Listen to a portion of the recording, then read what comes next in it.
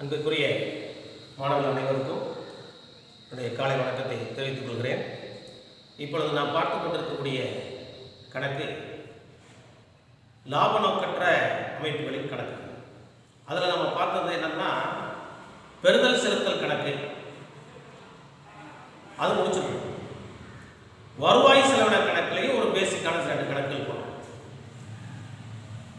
பெறுதல் செலுத்தலில் வரக்கூடிய கணக்குகள் அனைத்து வகையான ரொக்க பெறுதல், அனைத்து வகையான ரொக்க செலுத்தல்களும் கையாளக்கூடிய கணக்குன்னு பார்த்தோம். அதில் முதலினத்தை சார்ந்தது, வருவாயினத்தை சார்ந்தது, எந்த பெறுதல் வேண்டுமானாலும் இருக்கலாம், ரொக்க பெறுதல்கள். அதே மாதிரி வருவாயினத்தை சார்ந்த செலுத்தல்கள், வருவாயினத்தை சார்ந்த பெறுதல்கள் இருந்தாலும், முதலினத்தை சார்ந்த செலவினங்கள் இருந்தாலும் பெறுதல் செலுத்தல் கணக்கிலே செலுத்தல் இடம்பெறும். இப்பொழுது வருவாய் செலவின கணக்கு நாம் பார்ப்போம். அதாவது லாப நோக்கற்ற அமைப்புகளுடைய இறுதி கணக்கு என்று பார்த்தோம். ஏனால் அது வருவாய் செலவின கணக்கும் இருப்பு நிலை குறிப்பு. எப்படி இறுதி கணக்கில் நாம் லாப நட்ட கணக்கு, வியாபார லாப நட்ட கணக்கும் இருப்பு நிலை குறிப்பு கொடுப்போமோ, அதே போன்று லாப நோக்கற்ற அமைப்பில் வருவாய் செலவின கணக்கும் இருப்பு நிலை குறிப்பும் இறுதி கணக்காக இடம்பெறுகிறது. இந்த வருவாய் செலவின கணக்கில் எது வரும் அப்படின்னா, கடைசியாக ஃபைனல் என்ன கண்டுபிடிப்போம் அப்படின்னா உபரி அல்லது பற்றாக்குறை. உபரியாக இருக்கும் பட்சத்தில் இருப்புநிலை குறிப்பில் முதலோடு உபரியை கூட்டி காண்போம். வருவாய் செலவின கணக்கில் பற்றாக்குறையாக வருகிற போது இருப்புநிலை குறிப்பில் முதல் நிதியிலிருந்து கழித்து காட்டப்படும். எப்படி நடத்தை கழிப்போமோ அதே போல் இதுல இந்த வருவாய் செலவின கணக்கில் நம்ம 2 கணக்கு ஏற்கனவே போட்டிருக்கிறோம். அது எந்த விதமான அட்ஜஸ்ட்மெண்ட்டும் கிடையாது. அந்த ஆண்டிற்குரிய வருவாய், அந்த ஆண்டிற்குரிய செலவினம், உபரியா பற்றாக்குறையா அப்படின்னு எளிமையாக கணக்குகளை போட்டு முடிச்சோம் 2 கணக்கு. இப்போது அதில் சில அட்ஜஸ்ட்மெண்ட்டோட சில கணக்குகளை பார்க்கலாம். அதில் முதலாவதாக நீங்கள் மெயினாக எடுத்துக்கக்கூடியது சந்தா. ஏன்னா லாப நோக்கற்ற அமைப்பில் இருக்கக்கூடிய உறுப்பினர்களுடைய அந்த நிறுவனத்தினுடைய வருவாயை சந்தாவை அடிப்படையாக கொண்டுதான் மேக்சிமம் இருக்கும். அப்போ முதன்மை வைக்கக்கூடியது இல்லை சந்தா. சந்தாவை பற்றி நாம் தெளிவாக முதலில் புரிந்து கொள்ள வேண்டும். இப்போ உதாரணத்துக்கு ஒரு நிறுவனத்திலே 50 உறுப்பினர்கள் இருக்கிறாங்க அப்படின்னா 100 ரூபாய் சந்தா மதிப்பு அப்படின்னா எவ்வளவு? 500 × 100 மொத்த தொகை வரணும் 50,000 ரூபாய்னு வச்சுக்கணும். இதில் 45,000 ரூபாய் வந்துருச்சு இந்த ஆண்டுக்கு, 5,000 ரூபாய் வரல அப்படின்னா இந்த ஆண்டுக்குரிய சந்தாய் வர வேண்டியது கூட்டிக்கலாம். இது ஒரு அட்ஜஸ்ட்மெண்ட். சில சமயம் சில உறுப்பினர்கள் அடுத்த ஆண்டுக்குரிய சந்தாவை கூட சேர்த்து கட்டலாம். அது முன்கூட்டி பெற்ற சந்தான்னு. இந்த நிலுவையில் இருக்கக்கூடிய சந்தா இப்ப சென்ற ஆண்டு உரிய சந்தா முழுசா வரல, இந்த ஆண்டு அதற்குரிய நிலுவை வந்துருச்சுன்னு வச்சுக்குவோம். இந்த ஆண்டுக்குரிய சந்தா முன்கூட்டி, அதாவது போன வருஷத்துக்கு பெற வேண்டிய சந்தா நிலுவையில் இருந்து இப்போ வாங்கியிருக்கோம். இப்படி சில அட்ஜஸ்ட்மெண்ட்டும் இந்த சந்தாவில் வரக்கூடியது. இப்போ இதில் பார்த்தீங்கன்னா இந்த சந்தாவை பற்றி சில இது தெரிஞ்சுக்கணும். இப்போ கணக்கில் இப்போ உதாரணத்துக்கு 2019-20 ஆண்டிற்குரிய சந்தா அப்படின்னு வச்சுக்கோம். 18வது ஆண்டு 19-20 3 ஆண்டுகளுக்குரிய சந்தா கொடுத்துருக்குறாங்க. அதில் இந்த வருவாய் செலவினத்தை பொறுத்தவரை நம்ம கணக்கில் எடுத்துக்கொள்ள வேண்டியது பெறுதல் செலுத்தலுக்கும் வருவாய் செலவினத்துக்கு வேறுபாடு படிக்கும் போதே படிச்சிருக்கோம். வருவாய் செலவின கணக்கில் அந்த ஆண்டுக்குரிய வருவாய் செலவினங்களை மட்டுமே நாம் எடுத்துக்கொள்வோம். அந்த ஆண்டுக்குரிய வருவாய் செலவினம் அதில் சில அட்ஜஸ்ட்மெண்ட், அந்த ஆண்டுக்குரியது வர வேண்டியது இருக்கா, அல்லது முன்கூட்டி பெற்றிருக்குமா, அல்லது முந்தைய ஆண்டுக்குரிய பெற்றிருக்குமாங்கிறது நம்ம கணக்கில் எடுத்து பார்க்கணும். இந்த 3 ஆண்டுகளுடைய சந்தா கொடுத்திருந்தால் நாம் எந்த ஆண்டிற்குரிய சந்தா கணக்கிடுகிறோமோ அதை மட்டுமே நாம் எடுத்துக்கொள்ள வேண்டும். முதல்ல நம்ம தெளிவாக தெரிஞ்சுக்கணும். ஒன்று அட்ஜஸ்ட்மெண்ட்ல அந்த ஆண்டுக்குரிய சந்தா நிலுவையில் இருந்தால் பெற வேண்டிய சந்தாவாக இருந்தால் கூட்டிக்கணும். இப்போ உதாரணத்துக்கு மொத்த தொகை சந்தா கொடுத்துருக்கு, அதுல சென்ற ஆண்டுக்குரிய சந்தா இந்த தொகையில் சேர்ந்திருக்கிறது அப்படின்னு ஒரு அமௌண்ட் கொடுத்துருக்கான்னு வச்சுக்கோங்க. ஒன்று, இது இந்த ஆண்டுக்குரியது இல்லை, அப்ப அதை கழிச்சிடும். வரும் ஆண்டிற்குரிய சந்தா இப்போ 19ஆம் ஆண்டுக்கு வருவாய் செலவின கணக்கு போடுறோம்னா 20ஆம் ஆண்டுக்குரிய சந்தா முன்கூட்டி வந்த பணம் அந்த தொகையில் சேர்ந்திருக்கிறது என்று சொன்னால் அது அந்த ஆண்டுக்குரியது அல்ல. அப்ப அதை என்ன செஞ்சிடணும்? கழிச்சிடணும். அப்ப என்ன அர்த்தம் அதில் புரிகிறது என்றால், வருவாய் செலவின கணக்கில் அந்த ஆண்டுக்குரிய சந்தா வருவாயை மட்டுமே கணக்கில் எடுத்துக்கொள்ள வேண்டும் என்பது தெளிவாக கூறுகிறது. இதை வைத்து சில மாடல் கணக்குகளை நம்ம போடுறோம். ஏன்னா மிக முக்கியமானது சந்தா. சந்தாவை பேஸ் பண்ணி இதுல இருப்புநிலை குறிப்பு இதை ஒன்று சொல்லிடுறேன். தியரி வரும்போது இந்த முன்கூட்டி பெற்ற சந்தா அப்படின்னு வருதா கழிச்சிடலாம். அடுத்த ஆண்டுக்குரியது இந்த ஆண்டை வாங்கிட்டோம்னா கழிக்கணும். அப்போ முன்கூட்டி பெற்றது இந்த ஆண்டை பொறுத்தவரை என்ன, நம்ம கையில் இருக்கு பணம், அப்போ அது சொத்து. முன்கூட்டி பெற்றதாக இருந்தால் பொறுப்புன்னு சொல்லணும். அதாவது சென்ற ஆண்டுக்குரியது இப்பவே வாங்கியிருக்கோம், அடுத்த ஆண்டுக்குரியது இப்பவே வாங்கியிருந்தோம்னா அது அடுத்த ஆண்டுக்கு நாம் கொடுக்க வேண்டியது. அப்போ முன்கூட்டி பெற்றது என்பது இந்த இடத்தில் பொறுப்பாக அமையும். பொறுப்பு பக்கத்தில் பாருங்க. அது மாதிரி நிலுவையில் இருக்கிற சந்தா, இந்த ஆண்டு வர வேண்டிய சந்தா இன்னும் வரல அப்படின்னா பெற வேண்டிய சந்தா நமக்கு வர வேண்டிய பணம் அது சொத்தாக கருதப்படுகிறது. அது சொத்து பக்கத்தில் காட்டணும். எங்க இருப்புநிலை குறிப்பு. இது நம்ம தியரியா சில விஷயங்கள் தெரிஞ்சுக்கணும். இதை தியரியா நம்ம படிக்கிறத விட கணக்கோடு செய்கிற போது தான் நமக்கு அந்த தியரி முழுமையாக புரியும். ஏன்னா தியரி தெரிஞ்சுக்கிற முதல்ல கணக்கு பதிவுகளுக்கு அடிப்படை தியரியை படிச்சிடணும். அதை பேஸ் பண்ணி நம்ம ப்ராக்டிக்கலாக கணக்கு போட போகிறோம். ப்ராக்டிக்கலாக கணக்கு போட்ட முன்னாடி தியரி ஒரு பொருட்டாக நாம் பார்க்க வேண்டிய அவசியங்களை மிக தெளிவாக நம்ம கணக்கு பேஸ் பண்ணி எழுதிடணும். அந்த அடிப்படையில் ஒரு கணக்கு நம்ம எடுக்கணும். சந்தாவை பேஸ் பண்ணி ஒரு எளிமையான எடுத்துக்காட்டு கணக்கு பாருங்க. பின்வரும் விவரங்கள் இருந்து 2017 மார்ச் 31ஆம் நாளோடு முடிவடையும் ஆண்டுக்குரிய வருவாய் செலவின கணக்கில் காட்டப்பட வேண்டிய சந்தா தொகையை கணக்கிடும். சந்தா மட்டும் தான் கேட்கும். இது உங்களுக்கு 2 மார்க் 3 மார்க்ஸ்ல கேட்கும். கொடுத்துக்கக்கூடிய இன்ஃபர்மேஷன் உங்களுக்கு வருவாய் செலவின கணக்குனாலே அந்த ஆண்டுக்குரியது மட்டும் தான் நாம் எடுக்க வேண்டும் என்பதை நினைவில் கொள்ள வேண்டும். இப்போ சந்தா பெற்றது, இப்போ எந்த ஆண்டுக்குரிய சந்தா நம்ம கண்டுபிடிக்கிறது கவனம் வச்சுக்கணும். 2017 மார்ச் 31 அதான் மைண்ட் வச்சுக்கணும். அதுக்கு தான் நம்ம தலைப்போடு கணக்கே செய்ய போறோம். இங்கே கொடுத்துருக்கக்கூடிய இன்ஃபர்மேஷன் என்னன்னா சந்தா பெற்றது அந்த ஆண்டை பெற்றது. ஏன்னா இது வந்து பெறுதல் செலுத்தல் வந்து நம்ம எடுக்கிறது. பெறுதல் பெறுதல்ல எந்த ஆண்டுக்குரிய பெறுதல் வந்தாலும் நம்ம எழுதுவோம். அந்த பெறுதல் செலுத்தல் கணக்குடைய இருப்பை தான் இங்கே கொடுத்துருக்காங்க.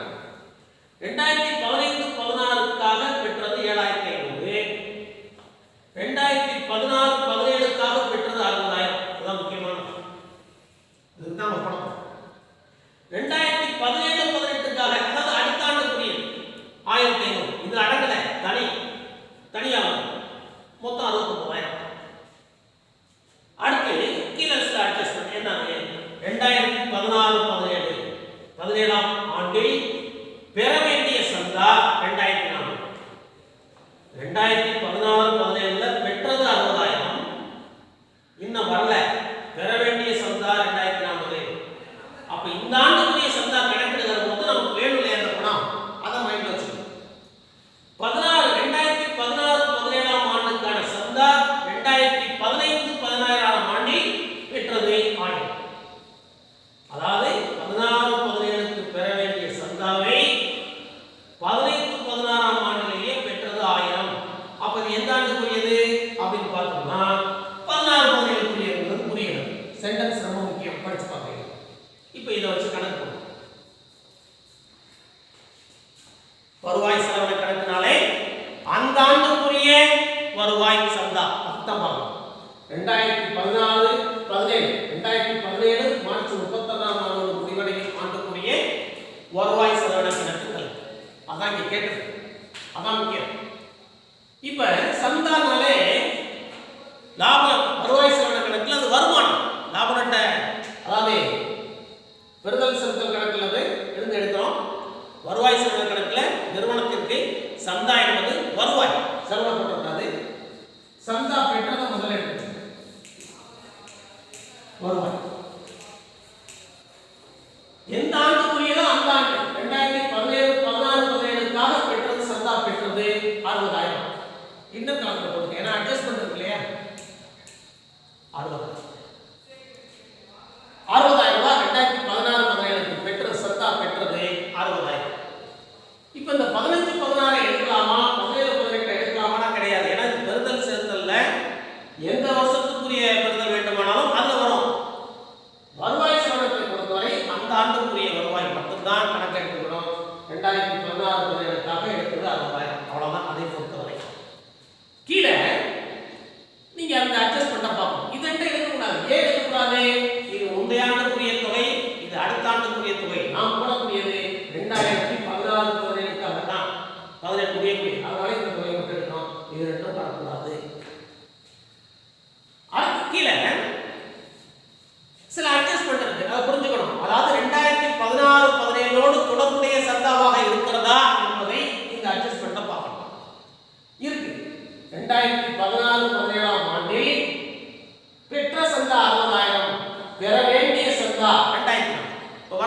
சந்தா இருக்குல்ல, அப்ப வரலைனாலும் அந்த ஆண்டுக்குரியது, ஆகையால் நாம் எடுத்துக்கொள்ள வேண்டும். கூட்டுங்க.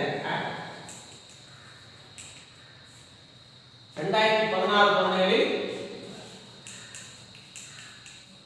பெற வேண்டிய சந்தா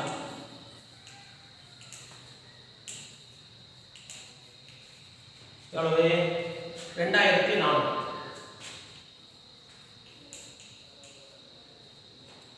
கூட்டம். அடுத்து என்ன சொல்லிருக்கு? இது போட்டாச்சு. 2016-17 ஆண்டுக்கான சந்தா எல்லாம் கவனிக்கணும். 2016-17 ஆண்டுக்கான சந்தா 2015-16 ஆண்டிலேயே 16 ஆண்டில் பெற்றது ஆயிற்று. அப்ப 2016-17 சந்தா வர வேண்டிய சந்தாவை 15-16லேயே முன்கூட்டி பெற்றது. அப்போ 15-16 பெற்றதுன்னா அது எட்டாண்டுக்குரியதாக இருக்கும், 16-17 தான் இருக்கும். அப்போ முன்கூட்டி பெற்ற சந்தா எந்த ஆண்டு? 15-16 முன்கூட்டி பெற்ற சந்தா 2016-17 அப்ப அந்த ஆண்டுக்குரியதாக இருப்பதால் அதுவும் இந்த 16-17 அடங்கக்கூடியது. அப்ப அதையும் கூட்டுங்க.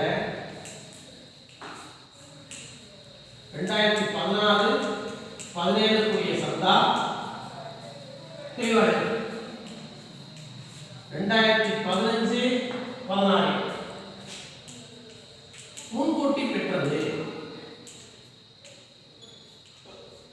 அப்ப இந்த ஆண்டுக்குரியது 1000 கூட்டி அவ்வளவுதான் அட்ஜஸ்ட்மென்ட். இதுவும் போட்டாச்சு, 1000 போட்டாச்சு. 1000 இப்போ மூணையும் கூட்டி போடுங்க. 400 63,400 சந்தா அந்த ஆண்டுக்குரிய சந்தா. அதாவது என்ன அர்த்தம்னா சந்தா பெற்றது 60,000, அதுல மாற்றம் இல்லை. அந்த ஆண்டுக்குரிய பெற வேண்டிய சந்தா இன்னும் பெறப்படவில்லை, அந்த ஆண்டுக்குரியது, அதனால 2400. இந்த ஆண்டுக்குரிய சந்தா முதல் ஆண்டிலேயே பெறப்பட்டது, அப்ப இந்த ஆண்டுக்குரியது, அது 1000 ரூபாய் சேர்த்துங்க. ஆக மொத்தம் இந்த ஆண்டுக்குரிய சந்தாவின் தொகை 2017 63,400 என்பது தெளிவாகும். சென்ற கணக்குல வருவாய் செலவின கணக்குல சந்தா எவ்வாறு தோன்றும் என்பதை பார்க்கிறோம். இதுல சற்று கொஞ்சம் மாறுதலா இறுதி கணக்குனாலே வருவாய் செலவின கணக்கும் இருப்புநிலை குறிப்பும் கணக்கில் எது கேட்கப்பட்டிருக்கிறதோ அதை செய்தால் போதுமானது. சென்ற கணக்குல வருவாய் செலவின கணக்கில் சந்தா எவ்வாறு காட்டப்படும் கேட்டாங்க. சந்தா இதுல கொஞ்சம் வித்தியாசம். பின்வரும் வரங்களில் ஒரு சங்கத்தின் 2019 மார்ச் 31 நாளோடு முடிவடையும் ஆண்டுக்குரிய இறுதி கணக்குகளில் எவ்வாறு தோன்றும்? இறுதி கணக்குனாலே வருவாய் செலவின கணக்கு இருப்புநிலை குறிப்பு இரண்டும் இணைந்துள்ளன. இப்ப இறுதி கணக்குனா இருப்புநிலை குறிப்பு மட்டும் போட்டா போதுமானு கேட்கக்கூடாது. வருவாய் செலவின கணக்கும் அடங்கிய கணக்கு. இதுல என்ன தலைப்பிட்டிருக்குன்னா 2019 மார்ச் 31 நாளோடு முடிவடையும் ஆண்டுக்குரிய பெறுதல்கள் மற்றும் செலுத்தல்கள் கணக்கு கொடுத்துருக்காங்க. செலுத்தல ஒன்றும் கிடையாதுன்னு பார்க்கக்கூடாது, என்ன இருக்கோ அதை வச்சு போட்டா போதும். பெறுதல்கள்ல சந்தா 2017-18 குறியது 5000 ரூபாய் வாங்கியிருக்காங்க. 18-19 குறியது 48,000, 19-20 ஆண்டுக்குரிய தொகை 3000, ஆக மொத்தம் 56,000 கொடுத்துருக்கு. நம்ம 56,000 எடுக்கக்கூடாது. எந்த ஆண்டுக்குரியது பாருங்க, 2019 மார்ச்னாலே 18-19 தான். அப்ப 18-19 சந்தா பெற்றது 48,000. அதை தான் நம்ம எடுத்துக்கணும் இந்த பெறுதல் செலுத்தல் கணக்கை பொறுத்தவரை. இதுக்கு கீழே என்ன இன்ஃபர்மேஷன் கொடுத்திருக்காங்க ரொம்ப முக்கியம். அட்ஜஸ்ட்மென்ட் சரிக்கட்டு. இச்சங்கத்தில் எத்தனை உறுப்பினர்கள் கொடுத்திருக்குது? 300 உறுப்பினர்கள் இருக்கிறாங்க. மொத்தம் 300 உறுப்பினர்கள். ஒவ்வொருவருக்கும் சந்தா உண்டு. ஒவ்வொருவரும் ஆண்டு சந்தாவாக வருஷத்துக்கு 200 ரூபாய் செலுத்துகின்றனர். இதுதான் ரொம்ப முக்கியம். இது நம்ம ஒரு கால்குலேஷன் நம்மளாவே மனக்கணக்காய் போடலாம். ஒரு நபருக்கு 200 ரூபாய்னா 300 உறுப்பினர்களுக்கு 60,000 ரூபாய். 300 × 200 60,000 ரூபாய் வரணும். இது பார்த்தோன்னே தெரியுது 48 தான் வந்திருக்கு. இப்போ நம்ம ஒரு ஐடியா கிடைக்குது. 60,000 ரூபாய் வர வேண்டிய சந்தா தொகையில் 2018-19 பெற்றது 48,000. இப்போ இதில் நமக்கு தெரிய வேண்டியது வர வேண்டிய சந்தா இருக்குன்னு தெரியும். ஒன்று இன்னும் பெற வேண்டிய 2017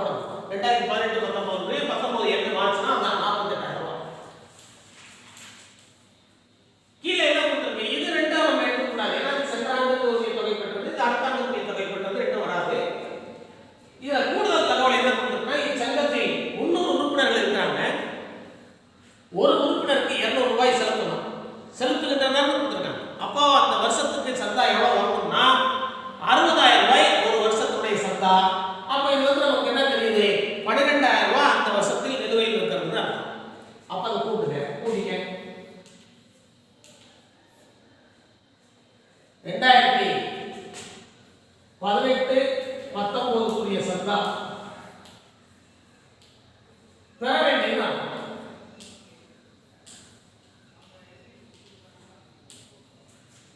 நமக்கு தெரியுது 12,000 கொடுக்கலன்னா நமக்கு கண்டுபிடிக்கணும். 300 உறுப்பினர் 200னா 300 ஒரு 2 6 4 7 60,000 ரூபாய் அந்த ஆண்டுக்கு 60,000 வரணும். அதுல 12,000 நிலுவையில் இருக்கு. வர வேண்டிய சந்தா 12,000 கூட்டி 60,000. வேற இதுல முந்தைய ஆண்டுக்குரிய இதுல சேர்ந்திருக்கு, பின்னாடி வரக்கூடிய ஆண்டுக்கு அதுல அடங்கி இருக்கு அப்படிங்கிற வார்த்தைகள் எதுவும் இதுல கொடுக்கல, அதனால வேற எதுவும் வராது. இப்ப இது அவ்வளவுதான் சந்தா பெறுதல் வருவாய் செலவு கணக்கு. இறுதி கணக்கு கேட்டிருக்கு. அப்ப இறுதி கணக்கு என்பது இருப்புநிலை குறிப்பு. அதுவே அந்த தலைப்பு தான் போடணும்.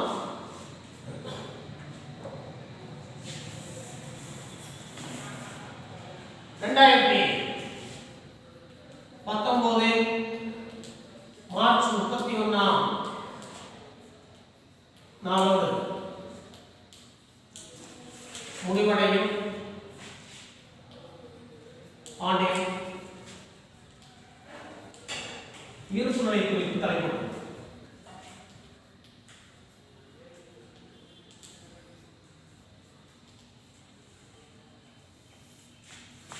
இருப்புநிலை குறிப்புல பட்டோரம் எழுதக்கூடாது. பொறுப்புகள் சொத்து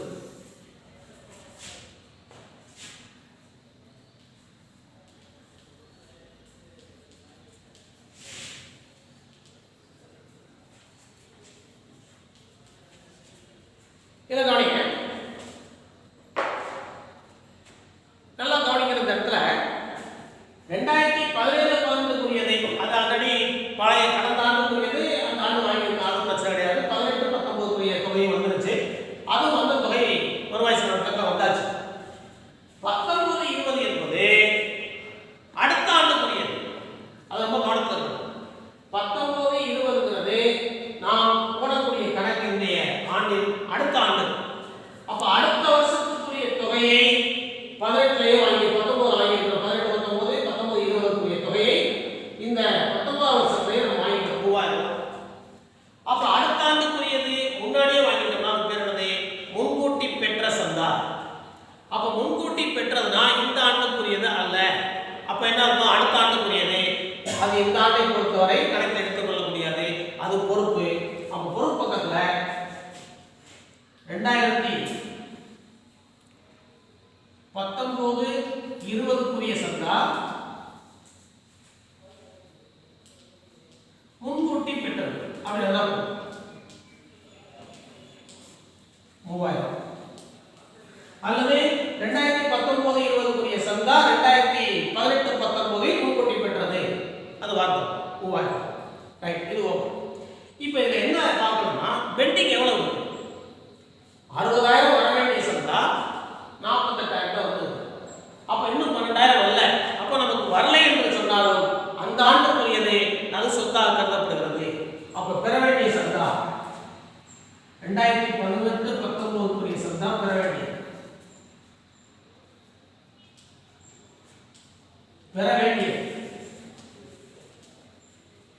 எவ்வளவு? 12,000 நிலுவையில் இருக்கு. அது வந்துடும். ஏன் என்ன கணக்கு போடுறோம்னா இன்னொன்று இருக்கு. இன்னும் பெற வேண்டிய சந்தா 2017-18 அது முந்தைய ஆண்டுக்குரிய சந்தா இன்னும் பெற வேண்டியது இருக்கு.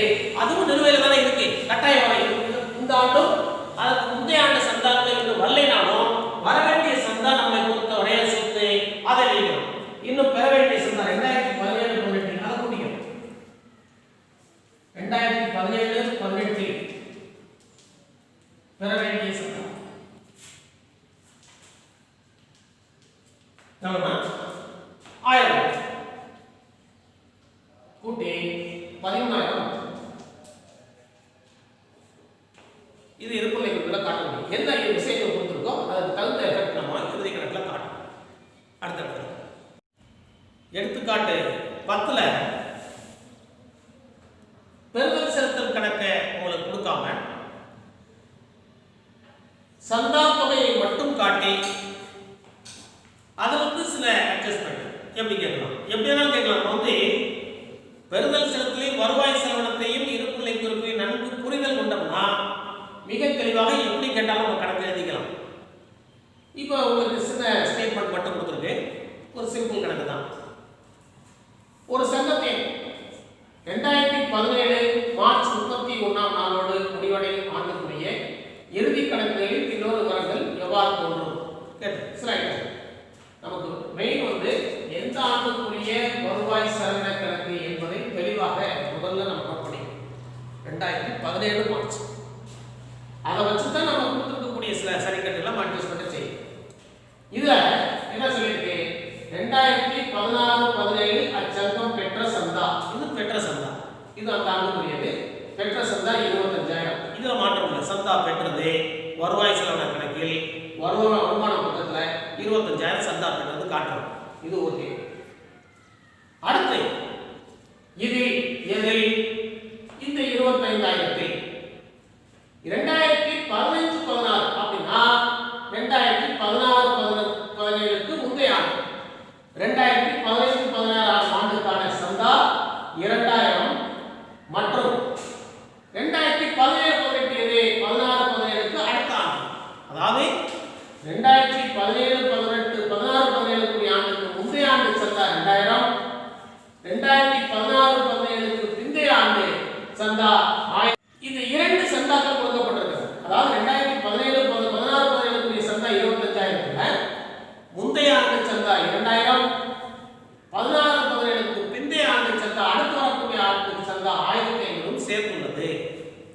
அப்ப இந்த 25,000க்கு உள்ள முந்தைய ஆண்டு சந்தா 2,000 சேர்ந்திருக்கு, அடுத்த ஆண்டுக்குரிய சந்தா முன்கூட்டி பெற்றதாக கருதப்படுகிறது 1,500 அதுவும் சேர்த்து. அப்ப சந்தாவுல அட்ஜஸ்ட்மெண்ட் என்ன செய்யணும்னா முந்தைய ஆண்டுக்குரிய சந்தாவையும் கழிக்கணும், அதில் வரக்கூடாது.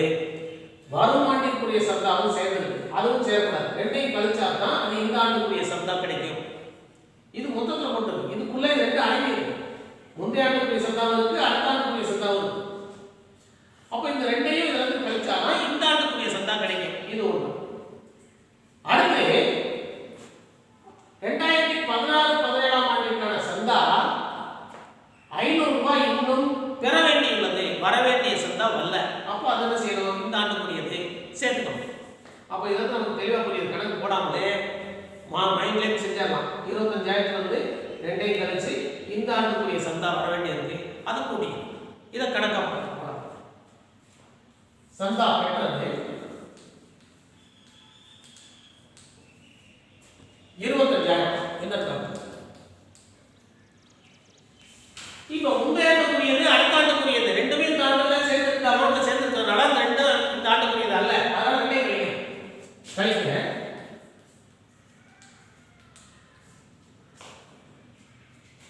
2015-16 ஆண்டுக்குரிய சந்தா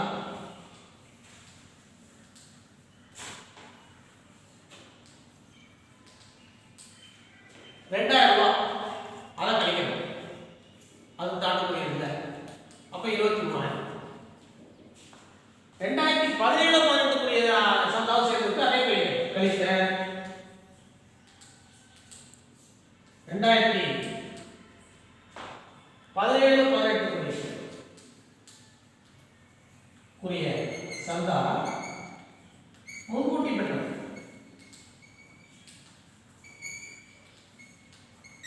1,500.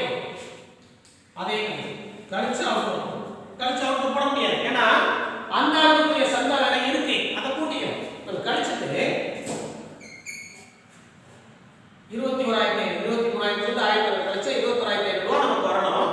இதே சந்தா அதோட இன்னொன்று இருக்கு. 2016-17 ஆண்டுக்குரிய சந்தா 500 இன்னும் பெற வேண்டியுள்ளதுன்னா அந்த ஆண்டுக்குரிய வர வேண்டியிருக்கு. அப்போ நமக்குரியது கூட்டுக இந்த ஆண்டுக்குரிய 2016-17 பெற வேண்டிய சந்தா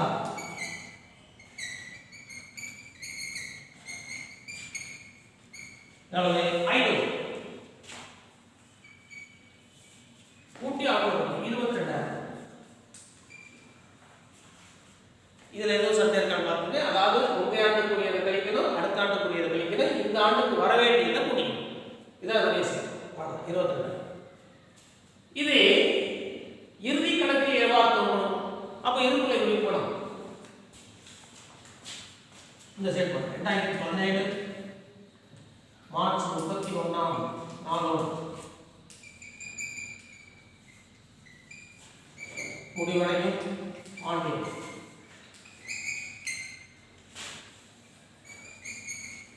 இருப்புநிலை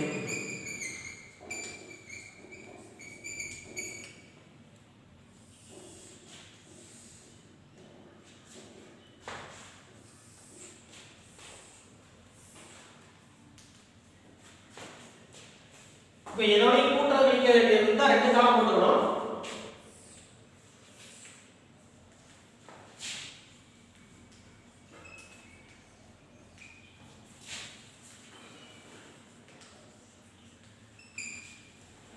இப்ப இதுல உங்களுக்கே தெரியும், தெளிவா பார்க்கும்போது தெரியுது, நடப்பாண்டிற்குரிய சந்தா இன்னும் பெற வேண்டியது, நமக்கு வர வேண்டிய பணம் அது சொத்து. 2016-17க்குரிய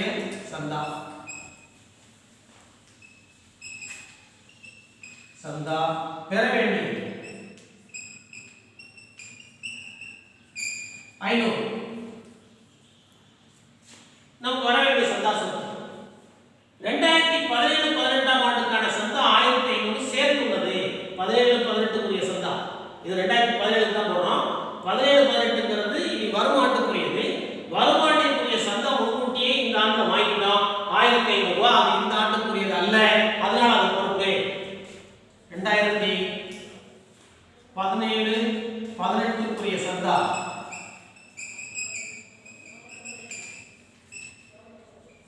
முன்கூட்டி பெற்றது